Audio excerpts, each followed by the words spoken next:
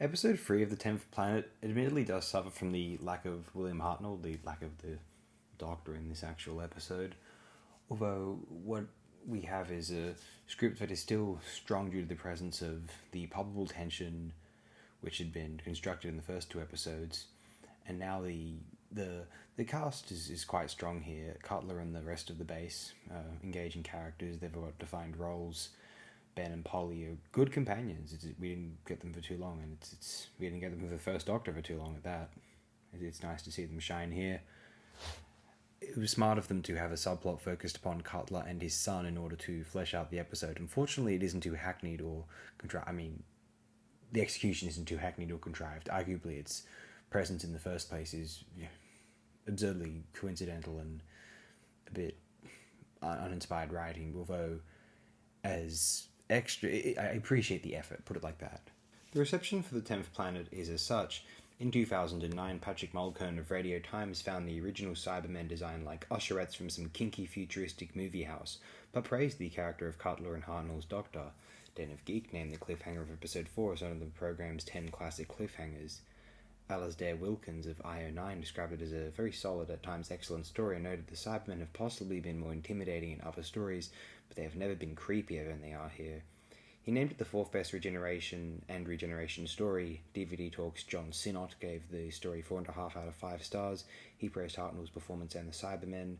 Ian Berriman of SFX was more mixed, giving the serial 3 out of 5 stars. He praised the Cybermen and the palpable tension, but thought that the regeneration was tacked on and not enough background was given to make Mondas believable. Now here's an interesting passage here. This segment here, analysis. The Cybermen were conceived for the 10th Planet by scientist and writer Kit Pedler and screenwriter Gerry Davis as a depiction of the ultimate outcome of biomechatronic and prosthetic technology in medical science. The writer John Kenneth Meyer has noted that Pedler and Davis had previously written about dystopian scientific themes and would later collaborate on Doomwatch, a speculative fiction BBC TV drama series. Meyer suggests that the concept of the Cybermen may have been the inspiration behind a later popular science fiction cyborg race, the Borg, which first featured in Star Trek The Next Generation, Q-Who in 1989. The writer Kevin S. Decker has evaluated the role of the Cybermen introduced in The 10th Planet in terms of the traditions of continental philosophy. He considers that they have been deliberately crafted by Davis and Pedler to symbolize the others in opposition to the human race. Decker states that this sense of otherness is achieved by Pedler's focus on the theme of dehumanizing medicine by presenting a race of humans who have replaced most of their flesh and organs with cybernetic parts. Decker also observes that the 10th Planet plot is based on the Blaze Under Siege scenario, a popular science fiction device that has been reused in many subsequent Doctor Who stories, but this serves as a metaphor for evil.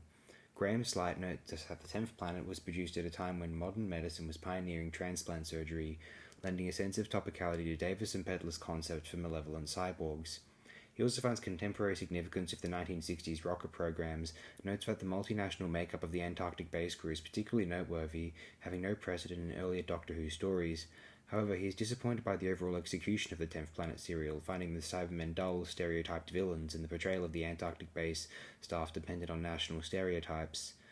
The introduction of the concept of regeneration in the 10th Planet is noted as a landmark in the show's history, and has been credited with establishing the longevity of the television series by ensuring the survival of the character of the Doctor.